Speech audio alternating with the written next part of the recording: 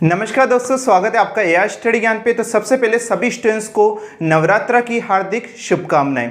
जैसे कि आप सबको पता ही है कि आपकी इस चैनल पे आपको जो बीएससी सेकंड सेमेस्टर है, जो कि कोटा यूनिवर्सिटी पैटर्न के आधार पे उसकी लगातार आपकी क्लासेस चलती आ रही है। और यहाँ पर आज इसकी क्लास नंबर 4 होने वाली है। आपको पता ही है कि हमने आपके जो सबसे पहले एसएम टॉर्स एंड अनंत स्पर्शी चैप्टर को स्टार्ट करा है। तो इससे पहले जिन भी स्टूडेंट ने जो तीनों क्लासेस है उसे नहीं देख रखा तो जरूर देख लीजिएगा, तभी आपको आज की क्लास समझ में आने वाली है। और साथ में जिन स्टूडेंट जो हमारा ऐप है एआई स्टडी ज्ञान के नाम से, उसे यहाँ पर आपने डाउनलोड नहीं करा तो जल्दी से डाउनलोड कर लीजिए, जिसका लिंक आपको डिस्क्रिप्शन में मिल जाएगा। और जैसे आप डाउनलोड कर लेते हो उसके बाद किस प्रकार से आपको कोर्स परचेस करना है तो उसका एक हमने सेपरेट छोटा सा वीडियो बना रखा है, जिसका लिंक आपको डिस्क्रिप्शन में मिल जाएगा। उसमें आपको बता रखा है हमने किस प्रकार से आपको जो कोर्स है उसे बाय करना है। सबसे पहले इसकी थोड़ी समरी और बता देते हैं। जैसा कि आप सबको पता ही है कि जो कोर्स की कीमत है ओनली 199 रुपीज़ रखी गई है। इसकी जो कीमती प्राइस है, जैसे इसकी जो मार्केट प्राइस रहती है वो 2000 से लेकर 3000 के बीच में रहती है, आप सबको अच्छी तरह से पता ही है। लेकिन इसे हमने काफ़ी कम करके ओनली 199 रुपीज़ रखा गया है, जो कि काफ़ी कम कीमत है। इसमें हम आपको क्या क्या प्रोवाइड कराने वाले हैं, तो क्लासेस जितनी भी क्लासेस होगी बीएससी सेकेंड सेमेस्टर की, ये स्पेशली कोटा यूनिवर्सिटी पैटर्न के आधार पर बनाई गई है। आपकी जो यूएके यूनिवर्सिटी है उनके आधार पर बनाई गई है। और यहाँ पर इसमें आपको हैंड रिटन नोट्स आपको प्रोवाइड होने वाले, जैसे आपकी क्लासेस कंप्लीट होती है, जो हमारा ऐप है उसमें नोट सेशन में आपको नोट्स प्रोवाइड हो जाएंगे, साथ में क्लासेस प्रोवाइड हो जाएगी, आपको नोट्स की पीडीएफ प्रोवाइड होगी। और जैसे आपकी यहाँ पर वीकली और मंथली आपकी क्या होगी टेस्ट, यहाँ पर आपकी सीरीज भी रखी जाएगी। जैसे आपका चैप्टर हाफ कंप्लीट हो जाता है, पूरा कंप्लीट हो जाता है, तो आपके वीकली और मंथली आपके टेस्ट भी होगी, जो कि आपकी प्रैक्टिस को और बेहतर आपके बनाएंगे। साथ में आप इसमें हम आपको और क्या कराएंगे, इस पूरे एक तो क्लासेस सभी क्वेश्चन कराने वाले हैं, जितने भी जो इंपॉर्टेंट आपके क्वेश्चन होते हैं जो कि काफी यूनिवर्सिटी एग्जाम में पूछे जाते थे। एक तो इंपॉर्टेंस क्वेश्चन पे ध्यान दिया जाएगा, एक साथ में आपके जो पीवाईक्यू है उन पे ध्यान दिया जाएगा, और जो क्वेश्चंस आने के यहाँ पर लाइक होते हैं उन क्वेश्चंस पे आपको यहाँ पर ध्यान दिया जाएगा इस पूरे बैच में। तो काफ़ी यहाँ पर आपके लिए अच्छा बैच यहाँ पर आपके लिए तैयार किया गया है। ये मैथ सब्जेक्ट के लिए है, यहाँ पर आपके जो कि जिसकी कीमत क्या है ओनली 199 रुपीज़ रखी गई है। काफ़ी ज़्यादा स्टूडेंट्स को ये प्राइस बहुत अच्छी लगेगी। काफ़ी सारे स्टूडेंट्स हमें कमेंट करके भी बताया कि सर आपने प्राइस बहुत कम रखी गई है, लेकिन कुछ स्टूडेंट्स ऐसे भी है जिन्होंने कहा कि सर आपकी ये जो प्राइस है वो काफ़ी ज़्यादा है। अब आप बताइए किस प्रकार से ये प्राइस ज़्यादा है, जो कि काफ़ी कम प्राइस है, जिसमें हम आपको पूरा बीएससी सेकंड सेमेस्टर का जो मैथ्स सब्जेक्ट है उसका आपको कोर्स कराने वाली, इतनी सारी चीज़ें आपको प्रोवाइड कराने वाली, नोट्स आपको प्रोवाइड करा रहे हैं, टेस्ट प्रोवाइड करा रहे हैं, ओनली 199 रुपये में रखे गए। उसमें भी हमने शुरुआत के जो स्टूडेंट्स हैं उनके लिए के जो अरुण 10 कूपन जैसे आप अप्लाई करेंगे ऐप में, वहां पर आपको ऑप्शन दिखाई देगा। जैसे आप उस पर क्लिक करते हैं तो 10% का आपको एक्स्ट्रा जो यहाँ पर आपको डिस्काउंट दे दिया जाएगा, और आपकी यहाँ पर प्राइस कितनी हो जाएगी 179 रुपीज़ हो जाएगी, जो कि कुछ दिनों के लिए यहाँ पर आपके रह गया है। तो 179 रुपीज़ में आपको इतनी सब चीज़ें यहाँ पर फैसिलिटी आपको प्रोवाइड कराई जा रही है, जो कि बिल्कुल कम है। ऐसा यहाँ पर आप जो स्टूडेंट्स कह रहे काफ़ी ज़्यादा यहाँ पर प्राइस रखी गई। एक बात मैं आपको बताना चाहता हूँ, ऐसा किसी के साथ ना हो, लेकिन अगर देखा भी गया कि काफ़ी ज़्यादा स्टूडेंट्स के मैथ सब्जेक्ट में क्या आ जाती है, बैक आ जाती है। अगर वो किसी सब्जेक्ट में पासिंग मार्क्स से कम नंबर आ जाते हैं तो उनके बैक हो जाती है। तो बैक में जब आप अप्लाई फॉर्म भरते हैं अब बैक क्लियर करने के, तो उसकी जो प्राइस होने वाली है फॉर्म फीस की, वो इससे काफ़ी ज़्यादा होती है। अब बताइए उसमें हमने काफ़ी कम प्राइस में आपकी रखा गया है। तो अभी तक भी जिन भी स्टूडेंट्स ने एआई स्टडी ज्ञान के नाम से जो ऐप है उसे डाउनलोड नहीं करा है तो जल्दी से डाउनलोड कर लीजिए, इस कोर्स को भी आप परचेस कर लीजिए। और सभी स्टूडेंट जैसे डाउनलोड करते हैं यहाँ पर ऐप को, तो आपको रेटिंग भी जरूर करनी है। आपको जो गूगल प्ले स्टोर, जिन भी स्टूडेंट ने डाउनलोड कर लिया और जो अभी डाउनलोड करने वाले, तो सभी स्टूडेंट्स को प्ले स्टोर पे, जो गूगल प्ले स्टोर पे जाके जो ये ऐप है इसको रेटिंग भी जरूर करना है, जिससे कि ये सर्च में आ पाए। ठीक है, तो आइए आज की क्लास स्टार्ट करते हैं, जो कि आपकी आज क्लास नंबर 4 होने वाली है। तो जैसे कि स्टूडेंट्स अब यहाँ पर आप एग्जांपल नंबर 5 देख सकते हैं, जो कि आपकी बुक का एग्जांपल है और काफ़ी इंपॉर्टेंट है। इसे आप लगा लीजिएगा मोस्ट इंपॉर्टेंट ये क्वेश्चन है, काफ़ी बार आपकी यूनिवर्सिटी एग्जाम में पूछा जा चुका है ये, और इस साल भी इसके आने के काफ़ी ज़्यादा चांस बने रहते हैं, इसलिए आपको इसको बिल्कुल ध्यान से समझना है। और ये जो क्वेश्चन है वैसे ही होने वाला है जैसा कि हमने कल की क्लास में इसे करा था, तो आपको बिल्कुल इसे ध्यान से समझना है। क्वेश्चन क्या दिया हुआ है कि find the asymptotes of the following curve, यानी निम्न वक्र की अनंत स्पर्श ज्ञात करना है। क्या इक्वेशन है x³ - 5x² y plus 8xy² - 4y³ plus x² - 3xy plus 2y² - 1 = 0। हमारी यहाँ पर ये इक्वेशन दी हुई है। सबसे पहले आप सबको पता है इसमें हम ये चेक करते हैं कि इसमें समांतर अनंत स्पर्श यानी पैरेलल एसिम्पटोट्स है वो इसमें एग्जिट करती है या नहीं करती, यानी इसमें विद्यमान होती है या नहीं होती, पहले वो चेक करते हैं। तो आप देखेंगे वो कैसे करते हैं, पहले हम देखिएगा x के समांतर देखते हैं, यानी x के पैरेलल देखते हैं। तो इसकी x की अधिकतम घात क्या है, यानी 3 आ रही है, यानी इसकी हाईएस्ट डिग्री क्या है 3 है, और इसका कोफिशिएंट क्या है 1 है। और 1 तो क्या होता है आपका कांस्टेंट यानी अचर, और आपको अच्छी तरह से पता है, अब तो आपको अच्छी तरह से नॉलेज हो चुकी है कि अचर जब भी किसी का यहाँ पर गुणांक हो, कोफिशिएंट हो, तो उसमें कभी भी आपके पैरेलल एसिम्पटोट्स यानी समानता अनंत स्पर्शी है वो विद्यमान नहीं होती है। तो वैसा हम y में भी देखेंगे तो y की हाईएस्ट पावर क्या है 3 है और इसका कोफिशिएंट क्या आ रहा है -4, यानी इसका गुणांक क्या है -4 आ रहा है। -4 भी आपको अच्छी तरह से पता ही अचर होता है यानी कांस्टेंट, और इसमें भी यहाँ पर समानता अनंत स्पर्शी यानी जो पैरेलल एसिम्प्टोट्स है वो एग्जिट नहीं करती यानी विद्यमान नहीं होती है। तो हम यहाँ पे थ्योरी लिख देंगे, उसके बाद हम इसमें कौन सा मेथड अप्लाई करेंगे जो हमारा त्रियक अनंत स्पर्शी है यानी हमारी ऑब्लिक एसिम्प्टोट्स है, उससे हम यहाँ पे इसकी एसिम्प्टोट्स हम निकालेंगे। ठीक है, सबसे पहले आपको थ्योरी लिख देनी है कि x व y की, इसको थ्योरी को आपको अच्छी तरह से याद कर लेना है कि x व y की अधिकतम घात का गुणांक, x व y की अधिकतम घात का गुणांक अचर है, अतः x व y के समांतर, अनंत स्पर्शी विद्यमान नहीं है,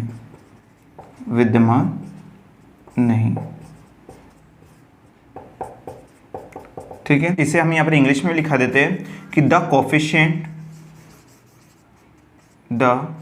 coefficient of the highest degree of x and y is constant, so the parallel asymptotes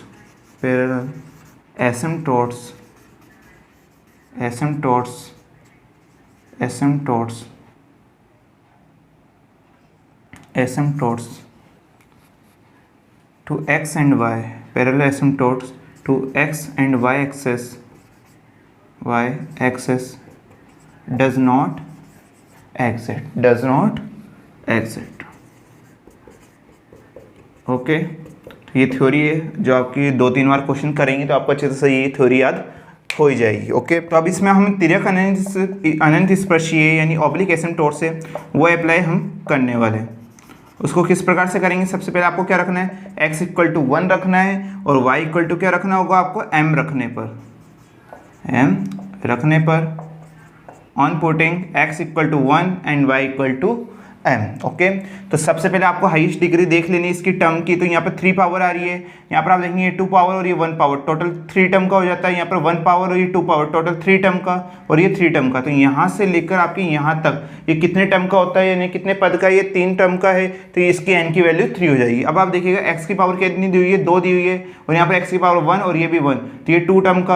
अब यहाँ पर y की पावर भी 2, तो यहाँ से लेकर यहाँ तक इसकी टर्म कितनी हो जाएगी, 2 टर्म का यहाँ पर हो जाएगा, यानी ये 5 होगा और ये क्या होगा आपके 5 होगा। और यहाँ पर आप देखेंगे कि 1 पावर का यहाँ पर कुछ दिया हुआ ही नहीं है, यानी इसमें 5 आपके नहीं होगा। तो 5 की वैल्यू क्या आएगी, 0 आएगी।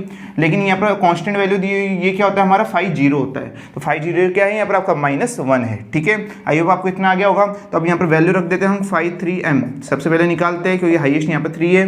तो आप देखिए यहाँ पर x की जगह तो आपको 1 रख देना है और y की जगह क्या रख देना है, m आपको रखना है। x की जगह 1 रखेंगे तो क्या आ जाएगा 1, क्योंकि 1 का क्यूब 1 होता है, माइनस में x की जगह 1 का स्क्वायर और y की जगह m, तो ये क्या आ जाएगा -5m आपके आ जाता है। ठीक है, x की जगह 1 और y की जगह m रखेंगे तो क्या आ जाएगा 8m² आपके आ जाएगा प्लस का 8m²। ठीक है, उसके बाद यहाँ पर y की जगह क्या रखेंगे, 3 रखेंगे, y की जगह m रखेंगे तो m का क्यूब तो -4m³ ये हो जाता है, जैसे कि यहाँ पर आप देख सकते हैं। अब इसे यहाँ पर हाईएस्ट डिग्री के अकॉर्डिंग इसे रख देते हैं। यहाँ पर पहले क्या आएगा, 3 टर्म यहाँ पर आएगी तो माइनस क्या है यहाँ पर -4m³, फिर ये 2 टर्म का आएगा आपके प्लस का 8m², फिर यहाँ पर -5m और ये प्लस का 1, तो इसे यहाँ पर हम रख देते हैं। ठीक है, उसके बाद हमें आप देखिएगा 5 की वैल्यू रखनी होगी हमें। 5 की वैल्यू कैसे रखेंगे, x की जगह 1 रखना है और y की जगह m रखना है। तो x की जगह 1 रखेंगे, फिर यहाँ पर x की जगह 1 और y की जगह m, तो क्या हो जाएगा ये 3m आपके हो जाएगा। x की जगह 1 और y की जगह यहाँ पर y है तो m रखेंगे तो m² क्या हो जाएगा प्लस 2m² यहाँ पर आपके आ जाता है, जैसे कि यहाँ पर आप देख सकते हैं। इसको भी यहाँ पर हम रख देते हैं इसकी डिग्री के अकॉर्डिंग। पहले यहाँ पर 2 पावर तो 2m², फिर 1 पावर -3m और ये प्लस का 1, इसके अकॉर्डिंग हमने यहाँ पे इसे रख दिया है। अब देखेंगे 5 1, यानी एक 1 पावर का तो इधर दिया हुआ ही नहीं है, तो यहाँ पर 5 1 m क्या होगा हमारे यहाँ पर 0 हो जाता है, ठीक है। और 5 0 की वैल्यू क्या है यहाँ पर -1 आती है। तो ये सारे मान आपके निकल कर आ जाते हैं। अब इनका यूज़ करेंगे तो इसमें हाईएस्ट यहाँ पर क्या दी हुई है टर्म, हमें यहाँ पर 5 3 m दिया हुआ है, तो इसको हम क्या करते हैं इक्वल टू 0 रख देते हैं।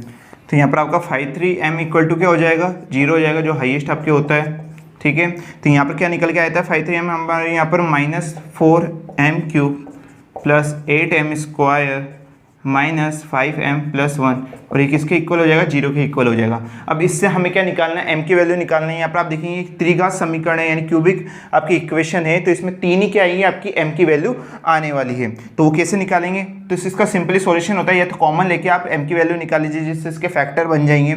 लेकिन आप इसमें देखेंगे अगर इसमें आप कॉमन भी लेते हैं तो भी इसके जो फैक्टर है वो नहीं बन पाएंगे और m की वैल्यू नहीं आएगी। एक बार हम आपको निकाल के बता देते हैं। जैसे कि इस दोनों में से हमने क्या करते हैं -4m² को कॉमन ले लेते हैं, तो क्या बच जाएगा, तो m + 2m आपके यहाँ पर बच जाता है, जैसे कि आप देख सकते हैं यही बचेगा। और अब आप देखिए कि यहाँ पर m+2 बच जाएगा, क्या बच जाएगा m+2 यहाँ पर आपके आ जाएगा। और यहाँ पर हम इनमें से क्या कॉमन ले सकते हैं, इनमें से कुछ कॉमन ही नहीं आ रहा, और m+2 है तो इधर भी m+2 बनना चाहिए, और ये किसी भी हालत में आपके नहीं बन सकता है। तो इसमें कॉमन लेकर आपके जो फैक्टर है वो नहीं बन पाएंगे, नहीं m की वैल्यू नहीं आएगी। तो ऐसी कंडीशन में हमें क्या करना है, कल की मैंने जो एग्जाम्पल नंबर आपका 4th कराया था कल की क्लास में, तो आप सबको अच्छी तरह से पता है उसमें हमने कौन सा मेथड अप्लाई करा था। सबसे पहले तो आपको ये चेक करना पड़ेगा कि कौन सी वैल्यू रखने पर, m की कौन सी वैल्यू रखने पर ये इक्वेशन क्या हो जाएगी 0 की इक्वल हो जाएगी। ज़्यादातर कंडीशन में देखा जाता है कि अगर m की वैल्यू क्या हो 1 हो तो आपकी जो इक्वेशन है वो क्या हो जाती है 0 की इक्वल हो जाती है। एक बार हम इसमें भी ट्राई करके देखते हैं कि इसमें m = 1 पे ये 0 पे सेटिस्फाई कर रही है या नहीं कर रही है। तो यहाँ पर आप देखिए 1 रखते हैं तो ये -4, यहाँ पर 1 रखते हैं तो ये +8, यहाँ पर भी 1 रखते हैं -5 और ये +1। इसे सॉल्यूशन कीजिए आप, क्या होगा -4 और -5 -9, 8 और 1 क्या हो जाएगा +9, तो ये 0 आ रहा है। आप देख सकते हैं यहाँ पर भी =0 आ रहा है। तो ये हम कह सकते हैं कि m = 1 पर, यानी m का मान 1 रखने पर ये इक्वेशन इसे सेटिस्फाई कर रही है। तो m = 1 यानी एक वैल्यू तो आपकी इसकी निकल कर आ जाती है कि m की जो 3 वैल्यू आपकी आने वाली है उसमें से m की एक वैल्यू क्या होगी 1 आपकी होने वाली है। और इसका फैक्टर हम किस प्रकार बन सकते हैं कि 1 इधर आ जाएगा तो क्या हो जाएगा m-1। तो इस m-1 फैक्टर की मदद से ही हम यहाँ पर बाकी के जो दो रूट्स है यानी 2 मूल है वो हम निकाल के आपको बताने वाले हैं। तो जिन भी स्टूडेंट ने कल की क्लास देखी तो उन सबको पता है कि इस प्रकार से ये क्वेश्चन होने वाला है। तो यहाँ पर आप देखिएगा पहले यहाँ पर हम m-1 जो हमारा फैक्टर आया उसे हम रख देते हैं, और अब आपको बाहर ऐसी वैल्यू रखनी है जिसको अंदर मल्टीप्लाई करने पे क्या आ जाएगा आपका -4m³ आपके आ जाएगा। सोचिए ऐसी क्या वैल्यू है, तो आप कहेंगे सर अगर हम -4m² रखें, बाहर क्या रखें -4m², तो अगर आपका बाहर -4m² m से मल्टीप्लाई हो जाएगा तो क्या हो जाएगा -4m³ बन जाएगा, बिल्कुल बन जाएगा। आप देख सकते हैं -4m³ आपके बन जाता है, ये वैल्यू तो आ गई।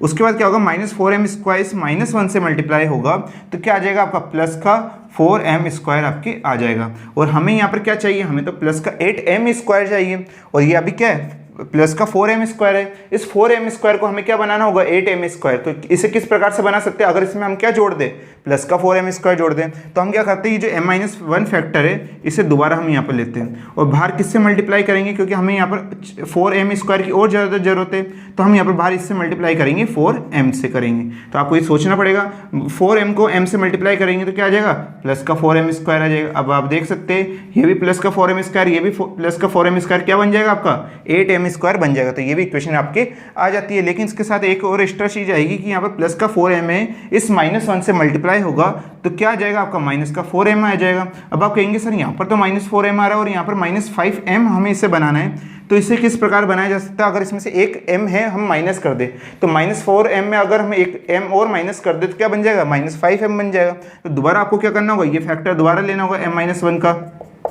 अब आपको क्या लेना होगा, बाहर -1 लेना होगा, बाहर -1 को m से मल्टीप्लाई करेंगे तो क्या आ जाएगा -m। अब आप देख सकते हैं माइनस का 4m और माइनस का m यहाँ पर ऐड हो जाएगा, माइनस माइनस प्लस होता है तो क्या हो जाएगा -5m आपके आ जाएगा। और साथ में ये जो -1 है इस +1 से भी मल्टीप्लाई होगा तो +1 आ जाएगा, यानी पूरी इक्वेशन है हमारी क्या हो चुकी है सेटिस्फाई यहाँ पर आपके हो जाती है। और इस प्रकार से जो क्वेश्चन है काफ़ी यूनिवर्सिटी एग्जाम में आपके पूछे जाते हैं, तो इनकी आपको ज़्यादा से ज़्यादा प्रैक्टिस करना है, काफ़ी ईजी होता है। 1-2 बार आप क्वेश्चन को करेंगे तो आपको बिल्कुल इसमें दिक्कत नहीं आएगी। ठीक है, अब हम क्या करते हैं, इधर भी m-1 इधर भी m-1 और इधर भी m-1, तो m-1 को हम क्या करते हैं, कॉमन ले लेते हैं। जैसे कॉमन लेते हैं तो इधर ब्रैकेट में क्या आएगा, माइनस का 4m² आएगा, इधर प्लस का 4m आता है, वो इधर माइनस का 1 आता है। इक्वल किसके हो जाएगा, आपकी ये 0 के इक्वल हो जाता है। अब आप देखिएगा यहाँ पर m-1 है, ये इनमें से हम क्या कर सकते हैं, अभी यहाँ पर हमें पता है ये क्वाड्रेटिक इक्वेशन है यानी हमारी दीर्घघात समीकरण है, तो हम चाहते हैं कि इसका जो कोफिशिएंट यानी इसका गुणांक है वो कैसा होना चाहिए, पॉजिटिव यानी धनात्मक होना चाहिए, लेकिन ये ऋणात्मक आ रहा है यानी नेगेटिव आ रहा है। तो इसको पॉजिटिव में चेंज करने के लिए हम क्या करेंगे, पूरी इक्वेशन को किससे मल्टीप्लाई कर दीजिए, माइनस से आप मल्टीप्लाई कर दीजिए। तो अगर हम माइनस से मल्टीप्लाई कर देते हैं तो ये माइनस का 4m² क्या हो जाएगा, प्लस का 4m² हो जाएगा, ये प्लस का 4m माइनस का 4m हो जाएगा, और यहाँ पर जो आप देखेंगे माइनस का 1 है ये प्लस का 1 हो जाएगा, यानी इन सबके साइन चेंज आपके हो जाते हैं क्योंकि वो बाकी के साइन है वो इक्वल टू 0 आपके चल जाएगा। ठीक है, या तो आप माइनस को कॉमन ले लीजिए, इक्वल टू 0 भेज दीजिए, तो कैसा भी आप कर सकते हैं। तो यहाँ पर आप देखिए m-1, अभी आप देखेंगे किसका फॉर्मूला बन रहा है। कल मैंने आपको एक क्वेश्चन बताया था एग्जांपल नंबर 4 में हमारी क्या इक्वेशन बन रही थी, 4m² प्लस 4m+1, तो उस कंडीशन में हमने बताया था कि ये 2m+1 का होल स्क्वायर का फॉर्मूला बन रहा है, और आज यहाँ पर क्या आ रहा है, माइनस आ रहा है। अगर यहाँ पर माइनस आ रहा है तो ये किसका फॉर्मूला बन रहा है, ये आपके 2m-1 के होल स्क्वायर का फॉर्मूला बन रहा है। जैसे कि आप देख सकते हैं, अभी इस इक्वेशन को आप यहाँ पे सॉल्व करेंगे तो आपको यही आ जाएगा कि 2m का स्क्वायर क्या होता है, 4m² होता है। फिर क्या आता है 2ab, तो 2 को यहाँ पर 2 से मल्टीप्लाई करेंगे, माइनस का 4m बिल्कुल आ रहा है, और इस 1 का स्क्वायर क्या होगा, आपके 1 हो जाएगा, जो कि हमारे फॉर्मूले के अकॉर्डिंग हो जाता है। और आप देख सकते हैं ये हमारे फैक्टर निकल के आ चुके हैं। अब यहाँ पर स्क्वायर है तो इसका मतलब ये 2 बार ये लिखा हुआ है, तो m-1 और ये 2m-1, इसे हमें यहाँ पे 2 बार लिख देते हैं। ठीक है, और इक्वल 0 आपके हो जाता है। अब इन तीनों को सेपरेट हम इक्वल टू 0 ले लेते हैं। यहाँ पर m-1 को इक्वल 0 रखेंगे तो क्या आ जाएगा, m इक्वल टू प्लस का 1, 2m-1 है, इसको इक्वल 0 रखते हैं हम, तो 2m इक्वल टू, अब यहाँ पर -1 जाते प्लस का 1, m इक्वल टू यहाँ पर 1/2 आपके आ जाता है। फिर वैसे यहाँ पर 2m-1 इक्वल 0 क्या आ जाएगा, ये 2m इक्वल टू 1 और m इक्वल टू क्या आ जाएगा, प्लस का 1/2 आपके निकल कर आ जाता है। और आप देख सकते हैं m की तीनों वैल्यू आ जाती है। m की क्या क्या वैल्यू निकल के आती है आपको यहाँ पे अलग से लिख देना है, 1, 1/2 और 1/2। आप देख सकते हैं ये सभी वैल्यू आपके यहाँ पर निकल कर आती है, जो कि काफी सिंपल था ये। तो जैसे कि यहाँ पर आप देख सकते हैं m की 3 वैल्यू निकल के आई है, 1, 1/2 और 1/2 ये निकल के आई है। अब इसमें आप देखेंगे कि जो 1 की वैल्यू इन सबसे क्या है, अलग है, तो इसके लिए हमारा कौन सा केस अप्लाई होगा, केस नंबर 1, जैसा कि हमने एग्जाम्पल नंबर 4 में करा था वैसा ही होने वाला है आपके ये। और बाकी की देखेंगे यहाँ पर आप,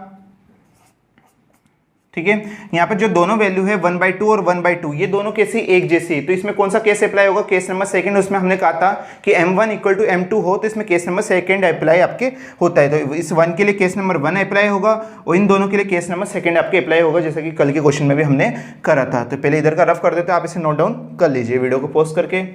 ठीक है, आई होप आपने नोट डाउन कर लिया होगा। तो यहाँ पे इसे हम ऊपर का रफ कर देते हैं।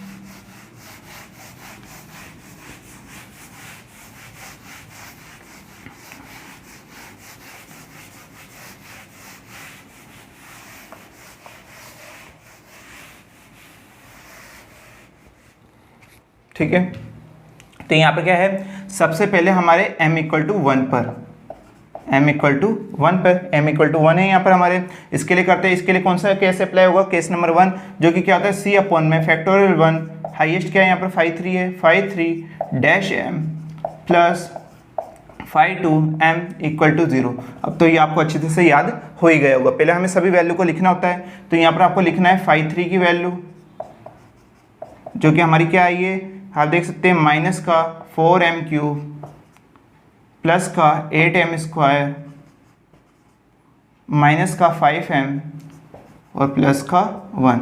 अब इसका हमें क्या करना है, एक बार इसका डिफरेंशियल करना है यानी अवकलन करना होगा। तो 5/3m, इस 3 को 4 से मल्टीप्लाई करेंगे तो माइनस का 12m, इस 2 को 8 से मल्टीप्लाई करेंगे तो प्लस का 16m, और यहाँ पर ये इससे मल्टीप्लाई करके इसके एक पावर चल जाएगी, यहाँ पर माइनस हो जाएगी तो ये m²। ठीक है, और ये प्लस का 16m आ जाएगा और ये क्या हो जाएगा माइनस का 5। तो यहाँ पर ये इसका क्या आ जाता है, यहाँ पर एक बार इसका डिफरेंशियल यानी अवकलन हो जाता है, 5/3m निकल के आ जाता है। अब हमें और क्या जरूरत है, 5/2m की भी वैल्यू की जरूरत होगी। तो 5/2m हमारे यहाँ पर क्या है, आप देखेंगे 5/2m हमारे यहाँ पर आ रहा है 2m² माइनस 3m और प्लस का 1। तो ये वैल्यू हम इसमें यहाँ पर रख देते हैं। और यहाँ पर आप देखेंगे कि अभी जब हम केस नंबर सेकंड अप्लाई करेंगे तो उसमें हमारी फाई 1 की वैल्यू की जरूरत होगी, जो कि क्या आ रही है यहाँ पर 0। जब हम केस नंबर सेकंड अप्लाई करेंगे तब आपको याद रखना है फाई 1 की वैल्यू क्या रहेगी, वहाँ पर 0 रहेगी। तो यहाँ पर हम नीचे का रफ कर देते हैं क्योंकि इन वैल्यू को हमने ऊपर लिख दिया है।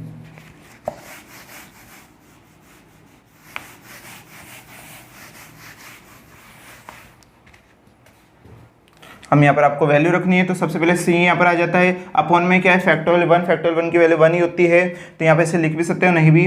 उसके बाद यहाँ पर फाई 3 डैश एम की वैल्यू क्या निकल गई है, minus m square minus 12m square plus का 16m और माइनस का 5, और यहाँ पर प्लस का फाई 2 की वैल्यू क्या है, यहाँ पर 2m square minus 3m plus 1 equal to 0। अब आपको क्या करना है, m इक्वल टू क्या रख देना है, 1 रख देना है, यानी m की वैल्यू 1 रखनी होगी।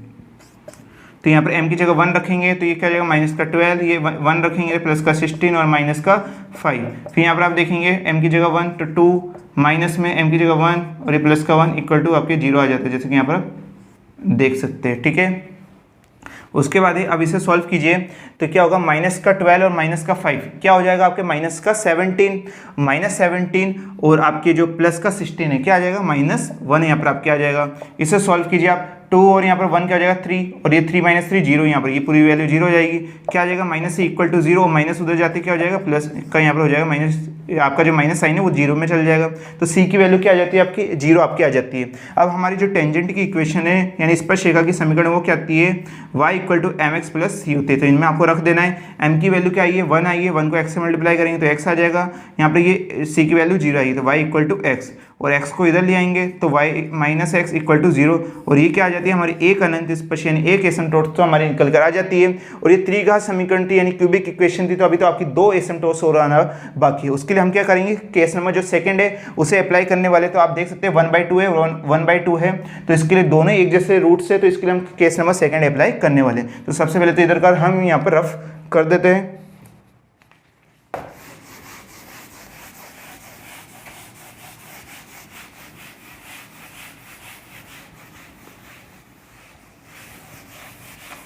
ठीक है, तो आपको पता है कि यहाँ पर m इक्वल टू 1/2 पर केस नंबर सेकंड अप्लाई होने वाला है, और केस नंबर सेकंड का फॉर्मूला क्या होता है कि c स्क्वायर अपॉन में फैक्टोरियल 2, और फैक्टोरियल 2 की वैल्यू क्या होती है 2 ही होती है, आप अच्छी तरह से जानते हैं। उसके बाद में यहाँ पर क्या आएगा आपके फाई 3 डबल डैश आएगा, पहले यहाँ पर एक बार अवकलन था, अब इसका क्या आएगा 2 बार अवकलन आएगा यानी डबल डिफरेंशियल होने वाला है। फिर m प्लस में c अपॉन में फैक्टोरियल 1, यहाँ पर क्या आएगा 3 से 1 कम हो जाएगा फाई 2 और इसका एक बार डिफरेंशियल, और m प्लस आपके क्या आ जाएगा फाई 1 m इक्वल टू 0। तो ये हमारा क्या होता है फॉर्मूला होता है। अब तो आपको अच्छे से याद भी हो गया होगा, तो वैल्यू को रख दीजिए। उससे पहले हम यहाँ पे इन सभी वैल्यू को साइड में भी लिख देते हैं कि हमें क्या क्या जरूरत है, फाई 3 डबल डैश की जरूरत है। तो उसके लिए सबसे पहले फाई 3 डैश m की वैल्यू को आपको लिखना होगा। ये सब स्टेप आपको लिखना काफ़ी ज़्यादा ज़रूरत होती है, क्योंकि इसका जब एग्जामिनर द्वारा आपकी कॉपी चेक की जाएगी तो उसमें आपको ज़्यादा से ज़्यादा नंबर है उसमें मिल पाएंगे अगर आप ये सारी स्टेप लिखते हैं। तो फाई 3m की यहाँ पर फाई 3 डैश m की वैल्यू क्या है, यहाँ पर माइनस 12m स्क्वायर प्लस का 16m और माइनस का 5। अभी इसका आपको क्या कर देना है, डबल डिफरेंशियल इसका कर देना है, यानी 2 बार इसका अवकलन कर देना है। तो आप देखेंगे माइनस का 12 यहाँ पे ये इससे मल्टीप्लाई हो जाएगा, माइनस का 24m आपके आ जाएगा, और ये क्या हो जाएगा 16 हो जाएगा, और 5 तो कांस्टेंट है यानी अचर होता है, तो इसका अवकलन तो आपके 0 हो जाता है। उसके बाद हमें फाई 2 की वैल्यू है, यहाँ पर आप देखेंगे फाई 2m की वैल्यू क्या है 2m स्क्वायर माइनस 3m और प्लस का 1, जैसे कि ये वैल्यू है। अब इसका एक बार हमें क्या करना है, इसका डिफरेंशियल यानी इसका एक बार अवकलन हमें करना होगा, जो कि क्या आएगा फाई 2 डैश m, तो यहाँ पर ये हो जाएगा 4m माइनस 3। सिंपल हमने इसका डिफरेंशियल यानी अवकलन करा है। उसके बाद हमें फाई 1 वैल्यू की भी जरूरत है, और मैंने थोड़ी देर पहले आपको बताया था कि फाई 1m की वैल्यू क्या है आपके 0, हमने शुरुआत में इससे निकाल के बताया था। तो अब इन सभी वैल्यू को आपको इस इक्वेशन में रख देना। पहले क्या है c स्क्वायर आपके अपॉन में फैक्टोरियल 2, फैक्टोरियल 2 की वैल्यू क्या होती है 2 ही होती है। उसके बाद है आपके phi 3 double dash m, phi 3 double dash का है यहाँ पर ये रहा, जो कि क्या आ रहा है माइनस का 24m प्लस का 16, इसे हमने यहाँ पर रख दिया है। उसके बाद में यहाँ पर c अपॉन में फैक्टोरियल 1 को आप लिख भी सकते हो, नहीं भी फाई 2 डबल डैश की वैल्यू, यहाँ पर फाई 2 डैश की वैल्यू क्या है 4m माइनस 3, इसे हमने यहाँ पर रख दिया। फिर प्लस में 5 1 की वैल्यू क्या है 0 आई थी और ये इक्वल टू आपकी 0 आ जाता है। ठीक है, उसके बाद स्टूडेंट्स यहाँ पर जो m इक्वल टू क्या है 1/2, तो यहाँ पर हमें m की वैल्यू रख देते हैं c² - 24 और यहाँ पर m की जगह क्या है ऊपर से यहाँ पर वैल्यू देखिए 1/2 है प्लस 16।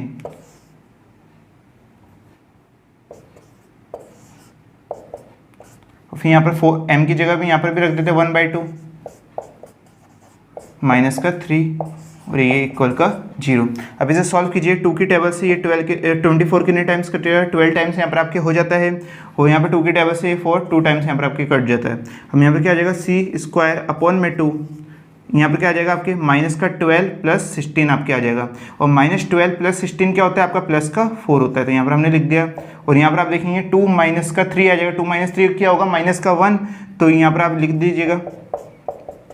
अब यहाँ पर 2 से ये 4 कितने टाइम्स कट हो जाएगा 2 टाइम्स आपके कट हो जाएगा, तो ये क्या आ जाएगा 2c² माइनस का यहाँ पर ये देखें माइनस का c हो जाएगा इक्वल 0। अब इन दोनों में से हम क्या कर सकते हैं c को कॉमन लेंगे तो क्या आ जाएगा आपके 2c - 1 इक्वल टू आपके 0 आ जाता है। अब इन्हें सेपरेट आपको वैल्यू को 0 कर देना है। c किसके इक्वल हो जाएगा पहले c 0 के इक्वल हो जाएगा, तो एक तो c की वैल्यू निकल के आ जाती है और 2c - 1 है इसको अभी हम इक्वल टू 0 रखते हैं तो क्या आएगा 2c इक्वल टू 1 और आपकी c की वैल्यू क्या आ जाएगी आपके 1/2 यहाँ पर आपकी निकल के आ जाती है, जैसे कि यहाँ पर आप देख सकते हैं। अब यहाँ पर c की वैल्यू जो 0 आई है और 1/2 आई है तो इसको हम क्या करेंगे, हम यहाँ पर टेंजेंट की इक्वेशन यानी स्पर्शरेखा की समीकरण है उनमें हम दोनों बार रखेंगे। एक बार तो हम m की वैल्यू जो 1/2 और साथ में c की वैल्यू 0 वो रख के देखेंगे जिससे हमारी एक एसिम्पटोट्स निकल के आएगी। उसके बाद हम एक 1/2 और यहाँ पर c की वैल्यू 1/2 इसे हम यहाँ पर स्पर्शरेखा की समीकरण में रखेंगे यानी टेंजेंट की इक्वेशन में रखेंगे जिससे हमारी एक को एसिम्पटोट्स है वो निकल के आपके आ जाएगी। तो यहाँ पर इससे आगे देखिए आप, तो सबसे पहले तो हम इधर का रफ कर देते हैं।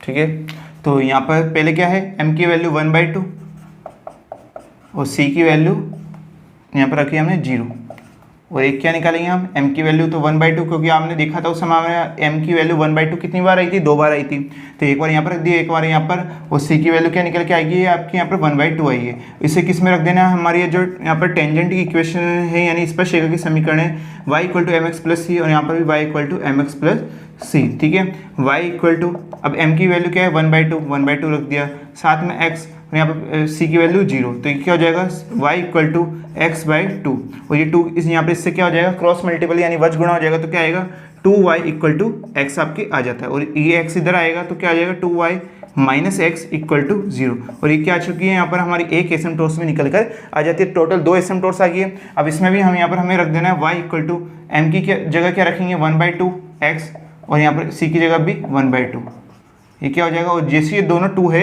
उधर जाएगा आपके y से यहाँ पर क्रॉस मल्टीपल हो जाएगा एलसीएम लेके, तो क्या हो जाएगा 2y = x + 1 यहाँ पर हो जाता है और x + 1 को इधर लाएंगे तो ये माइनस के हो जाएंगे, तो 2y - x - 1 = 0 और आप देख सकते हैं एक और यहाँ पर आपकी क्या निकल के आ जाती है एसिम्पटोट्स यानी अनंत स्पर्शी आ चुकी है। इससे पहले हमारी एक एसिम्पटोट्स आई थी और ये 2 और आपके निकल के आ जाती है, यानी टोटल कितनी एसिम्पटोट्स आती है कितनी अनंत स्पर्शी आती है 3 अनंत स्पर्शी यहाँ पर आपके निकल के आ जाती है। तो आपको लास्ट में यहाँ पर लिख देना है अनंत स्पर्शी यानी एसिम्पटोट्स इक्वल टू तीनों अनंत स्पर्शी को आपको सेपरेट यहाँ पर लिख देना है। तो ये आपका फाइनल आंसर निकल के आ जाता है। ये जो क्वेश्चन था काफ़ी इंपॉर्टेंट था, तो इसकी आपको एक बार अच्छी तरह प्रैक्टिस कर लेनी है, इस साल भी इसके आने के काफ़ी ज़्यादा चांस बने रहते हैं। ठीक है, अब बात करते हैं हम यहाँ पर जो आपकी एक्सरसाइज के क्वेश्चन है उन पे हम यहाँ पर क्वेश्चंस करते हैं, तो आप इससे पहले नोट डाउन कर लीजिए।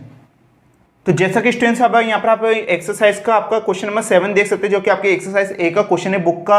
इससे पहले कि स्टार्टिंग के जो 6 क्वेश्चंस थे वो हमने आपको समांतर अनंत स्पर्शी यानी जो पैरेलल एसिम्पटोट्स का जब हमने टॉपिक कराया था उसमें करा दिया था, लगभग आपकी क्लास नंबर 1 या 2 में हमने वो शुरुआत के 6 क्वेश्चन आपको करा दिए थे। अब ये 7th क्वेश्चन है, इसे किस प्रकार से करना है पहले आप यहाँ पर देखिए।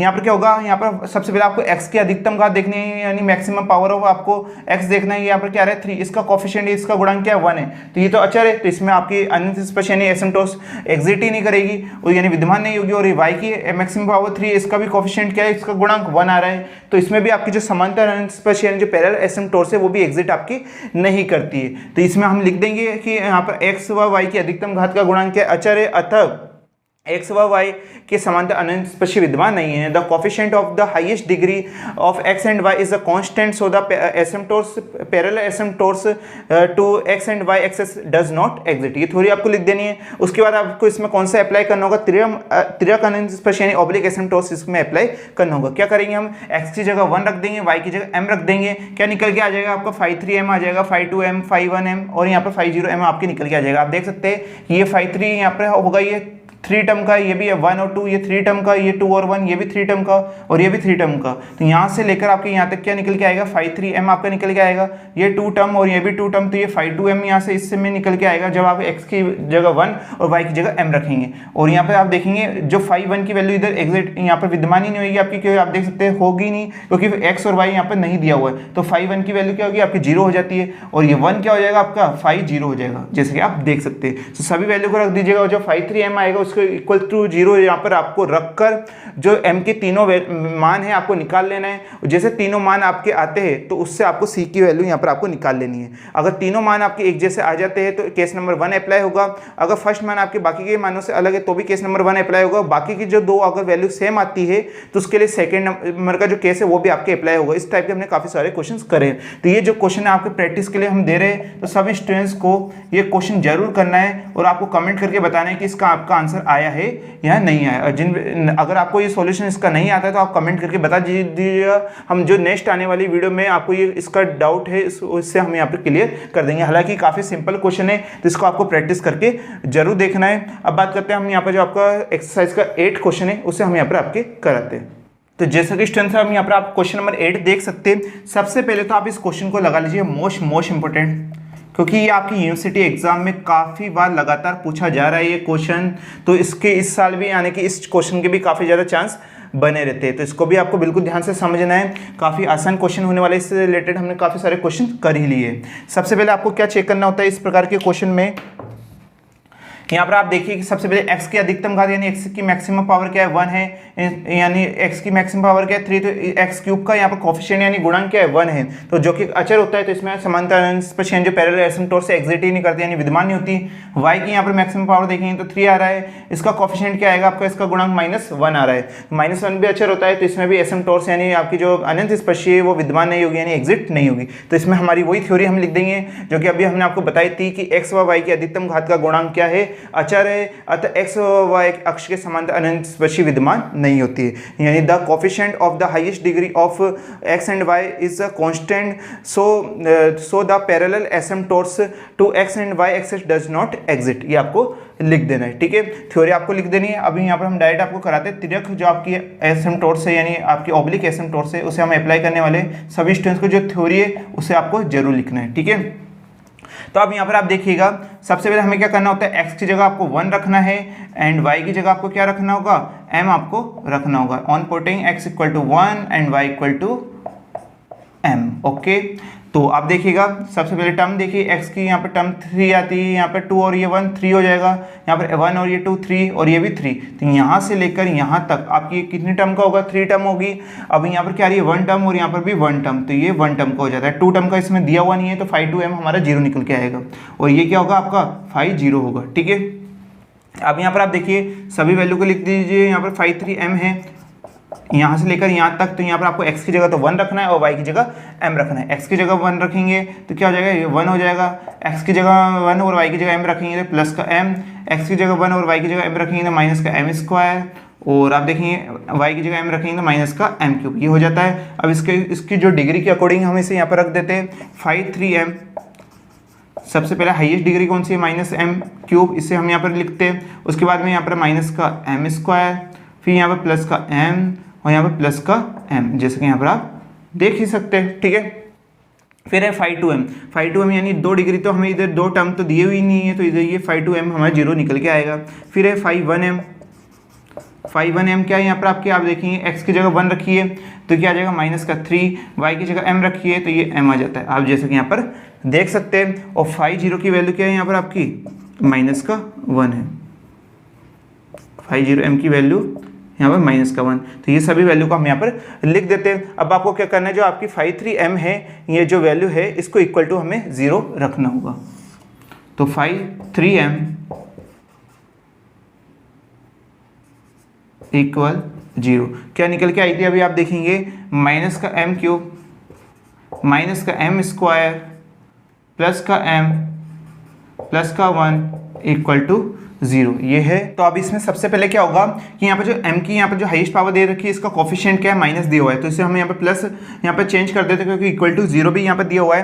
तो हम क्या करते हैं, माइनस से इस पूरी इक्वेशन को मल्टीप्लाई कर दीजिए, या फिर आप माइनस को कॉमन ले दीजिए, आप किस प्रकार से भी कर सकते हैं। हम माइनस से मल्टीप्लाई कर देते हैं, तो ये माइनस किस में चेंज हो जाएगा, प्लस का m क्यूब, यहाँ पर ये माइनस भी किस में हो जाएगा, प्लस का m स्क्वायर, यहाँ पे जो प्लस का है ये m, ये माइनस का हो जाएगा, ये प्लस का 1 है वो माइनस का 1 हो जाएगा, इक्वल टू 0। ये इन सब के क्या हो जाएंगे, साइन आपके चेंज हो जाते हैं। उसके बाद हम कॉमन पहले लेके देखते हैं, अगर कॉमन से आपकी m की वैल्यू आ जाती है तो सही है, वरना जो इससे पहले वाले क्वेश्चन में हम करते आए, जैसे पहले हम देखेंगे कौन सी वैल्यू पे 0 हो रहा है, उसके बाद इसके फैक्टर हम निकालेंगे, ठीक है। तो सबसे पहले हम कॉमन लेके देख लेते हैं कि अगर कॉमन से हो जाता है तो बहुत ही अच्छी बात है। तो इन दोनों में क्या होता है, आपके यहाँ पर m स्क्वायर कॉमन आ जाता है, तो ब्रैकेट में क्या हो जाएगा, m प्लस 1, वो इन दोनों में से हम क्या कॉमन ले सकते हैं, -1, तो इधर भी क्या आ जाता है m प्लस 1 इक्वल टू 0। अब आप देख सकते हैं इसमें कॉमन से ये इसके जो रूट्स है, इसके मूल है वो निकल कर आ जाएंगे, तो ये तो और इजी क्वेश्चन हो जाएगा आपके। तो अब क्या होगा इसमें, तो यहाँ पे ये दोनों m प्लस 1 इधर भी आ रहा है, m प्लस 1 इधर भी आ रहा है, तो हम एक बार m प्लस 1 लिख देते हैं, और ये क्या हो जाएगा, m स्क्वायर और ये माइनस का 1 इक्वल 0।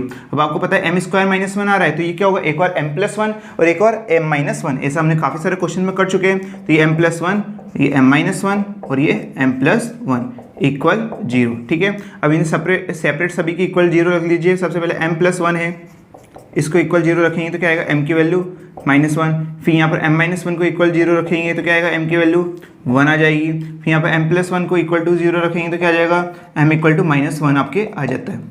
तो यहाँ पर m की कितनी वैल्यू निकल के आ जाती है, 3 वैल्यू, ये तो आती है आपकी प्लस की 1 और एक -1 और एक और -1।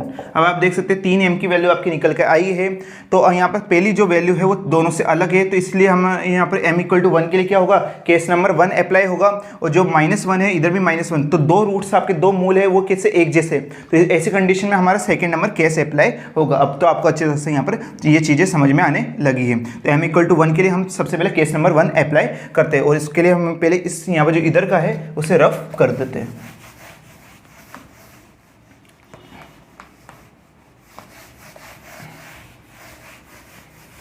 तो जैसे कि स्टूडेंट्स यहाँ पर देखिएगा, सबसे पहले हम m इक्वल टू 1 के लिए यहाँ पर लिखते हैं। तो m इक्वल टू 1 पर कौन सा केस अप्लाई होगा, केस नंबर 1 अप्लाई होगा, जो कि क्या होता है, c अपॉन में फैक्टोरियल 1 होता है 5(3)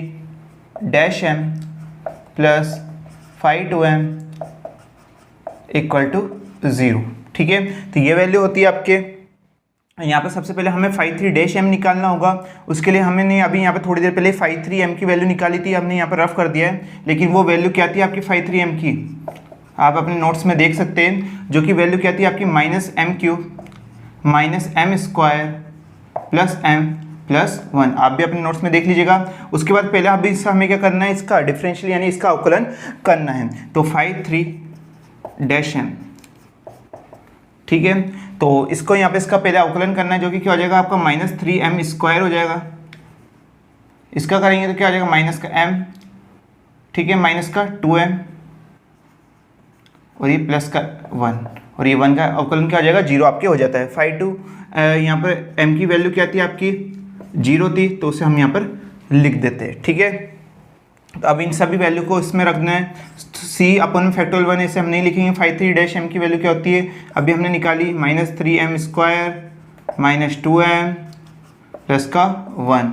5(2) की वैल्यू क्या है, 0 है, इक्वल टू 0, और यहाँ पर आपको क्या रखना है, 1m की जगह तो आपको 1 रख देना है। तो c अपॉन में -3 हो जाएगा, m की जगह जैसे 1 रखेंगे, -2 प्लस का 1 इक्वल टू 0। इसे सॉल्व आप कीजिए, -3 और -2 क्या हो जाएगा, -5 प्लस 1 क्या होता है आपके -4, तो -4 से इक्वल टू आपके 0 आ जाएगा, -4 उधर जाएगा तो c इक्वल टू 0।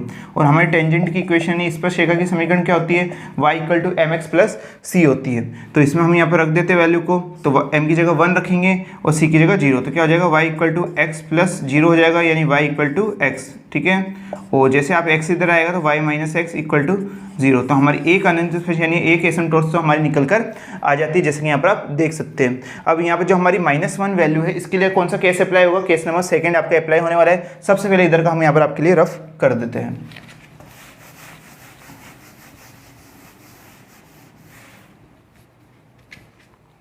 तो यहाँ पर आप देखिएगा m इक्वल टू -1 पर। इसके लिए कौन सा केस अप्लाई होगा, आपका केस नंबर सेकंड अप्लाई होगा। वो क्या होता है हमारा सी स्क्वायर अपॉन में factorial 2 five 3 double dash m plus c upon में फैक्टोरियल 1 फाइव 3 फाइव 2 आएगा इधर five 2 dash m plus five 1 m equal to 0। ये हमारा क्या होता है केस नंबर सेकंड होता है, आपको अच्छी तरह से पता ही है।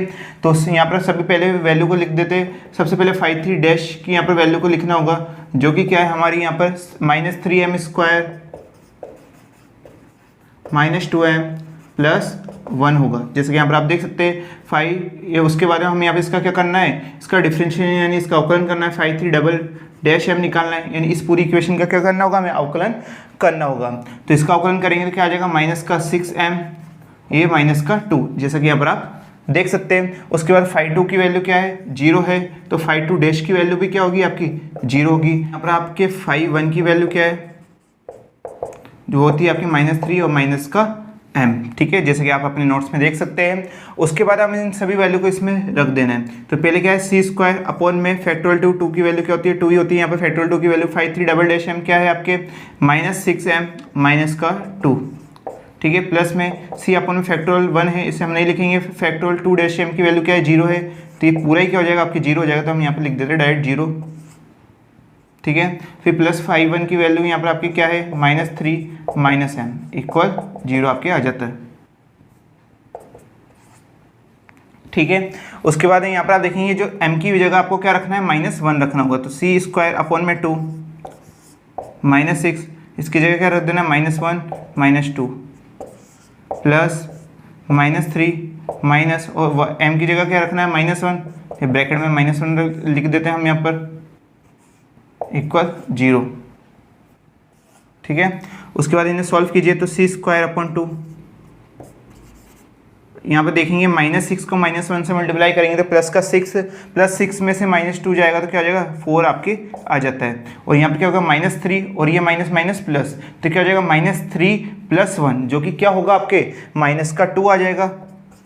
तो आपको इसको बिल्कुल अच्छी तरह से सॉल्व करना है। फिर 2 में से ये 4 यहाँ पर कटेगा तो क्या आ जाएगा 2r आ जाएगा आपका। तो ये क्या हो जाएगा 2c स्क्वायर -2 इक्वल टू 0। इन दोनों में से 2 को कॉमन लेंगे तो क्या आ जाएगा c स्क्वायर -1 इक्वल 0। 2 उधर अपॉन में चल जाएगा, उधर इक्वल टू के तो 0 हो जाएगा। तो क्या आ जाएगा c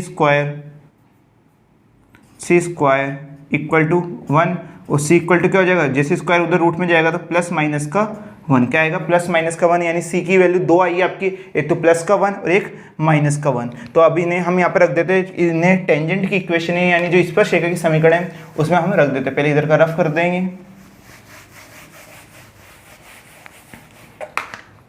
तो आप देखिएगा m की वैल्यू हमारी क्या है, अगर m की वैल्यू -1 हो और क्या हो आपके c की वैल्यू प्लस का 1 हो, और एक कंडीशन क्या है हमारी m की वैल्यू अगर -1 हो, क्योंकि हमारे m -1 है वो 2 बार आया था, और c की वैल्यू क्या हो वो भी -1 हो। तो यहाँ पर टेंजेंट की इक्वेशन क्या होती है y = mx + c यानी स्पर्शरेखा की समीकरण, उसमें हम रख देते। ऐसे काफ़ी सारे क्वेश्चन हम कर चुके हैं।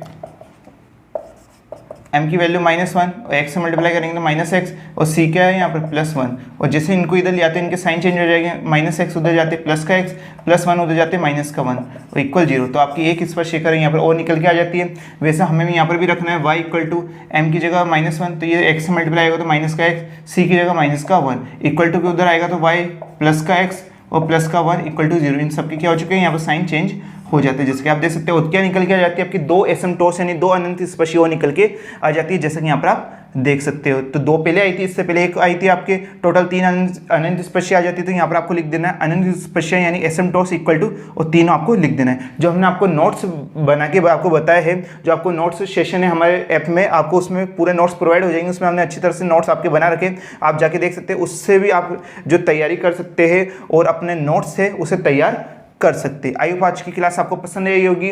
अब नेक्स्ट क्लास में भी हम तिर्यक अनंत स्पर्शियाँ यानी ऑब्लिक एसिम्प्टोट्स के कुछ आपके एक्सरसाइज के क्वेश्चन है, अच्छे अच्छे क्वेश्चन से इंपॉर्टेंट क्वेश्चन है, उसे हम नेक्स्ट क्लास में आपके कराने वाले। उसके बाद आपकी जो क्लास होगी उसमें हमारा जो सेकंड मेथड है लिमिट मेथड, जो कि काफ़ी ज़्यादा इंपॉर्टेंट होता है, उसे हम आपके लिए कराने वाले। तो जिन भी स्टूडेंट ने सबसे पहले तो ऐप है AR स्टडी ज्ञान के नाम से, उसे डाउनलोड नहीं करा है तो जल्दी से डाउनलोड कर लीजिए। अब ज़्यादा देर मत कीजिए, उस साथ में जो कोर्स है उसे भी परचेस कर लीजिएगा। जिससे पहले इसकी रेट बढ़े उससे पहले सभी स्टूडेंट्स को इस कोर्स को परचेस कर लेना है, और किस प्रकार से परचेस करना है उसका एक सेपरेट वीडियो हमने बना रखा है जिसका लिंक आपको डिस्क्रिप्शन में मिल जाएगा। आज की क्लास कैसी लगी सभी स्टूडेंट को कमेंट करके जरूर बताना। और एक बात और, जिन भी स्टूडेंट ने जो ऐप है वो डाउनलोड कर लिया है तो आपको गूगल प्ले स्टोर पर जाकर उसको रेटिंग जरूर करनी है, जिससे कि जो ये ऐप है वो सर्चिंग में आ पाए। तो सभी स्टूडेंट्स को प्लीज़ रिक्वेस्ट है कि सभी को यहाँ पर गूगल प्ले स्टोर पर जाके आपको जैसे डाउनलोड कर देंगे तो आपको उसको रेटिंग भी जरूर करना है। तो मिलते हैं नेक्स्ट क्लास में।